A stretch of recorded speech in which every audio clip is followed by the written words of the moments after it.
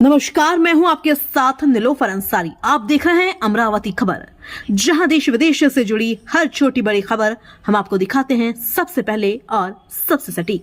तो आइए शुरुआत करते हैं आज की बड़ी और अहम खबर से। नमस्कार, आपण पाहत आहात अमरावती खबर। पाहूयात काही ठळक आणि महत्त्वाच्या घडामोडी। राज्य विधिमंडळाच्या अर्थसंकल्पीय अधिवेशनासाठी आमदार सौ सुलभाताई संजय खोडके यांनी उपमुख्यमंत्री सुनेत्रा वहिनी अजित पवार यांना दिल्या शुभेच्छा।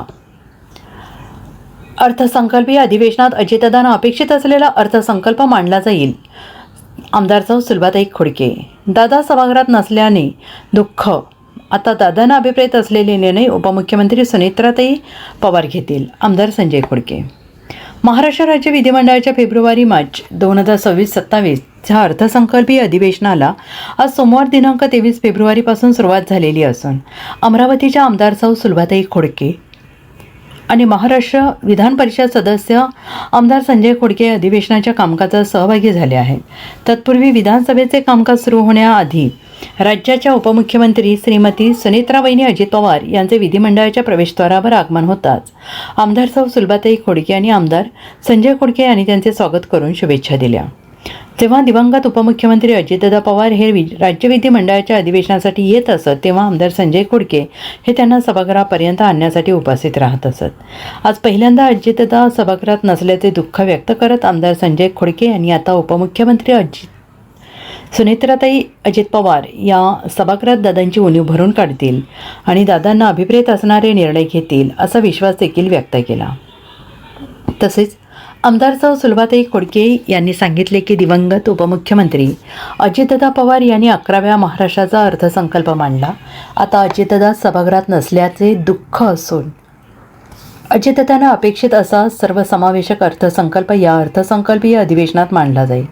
राज्याच्या उपमुख्यमंत्री सुनेत्रा वहिनी या महाराष्ट्र शासनाच्या राज्य उत्पादन शुल्क विभाग, क्रीडा आणि युवक कल्याण तसेच अल्पसंख्याक आणि औकाफ विभाग मंत्री असून गेल्या 15 दिवसांपासून त्यांनी सरकारची आणि पक्षाची धुरा सांभाळत यापुढेही योग्य जबाबदारी पार पडत दादांना अपेक्षित असलेले निर्णय घेतील असा विश्वास आमदार सौ सुलभाताई खोडके यांनी व्यक्त केला आहे। आज अधिवेशनाच्या पहिल्या दिवसाच्या कामकाजामध्ये विधानसभेचे पीठासीन अध्यक्ष ॲडव्होकेट राहुल नार्वेकर यांनी शोक प्रस्ताव पारित करतात मुख्यमंत्री देवेंद्रजी फडणवीस यांनी दिवंगत उपमुख्यमंत्री अजितदादा पवार यांच्या शोक प्रस्तावाचे वाचन केले।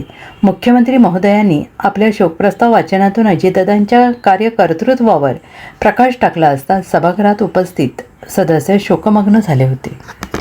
अशाच नवनवीन बातम्यांसाठी पाहत रहा अमरावती खबर।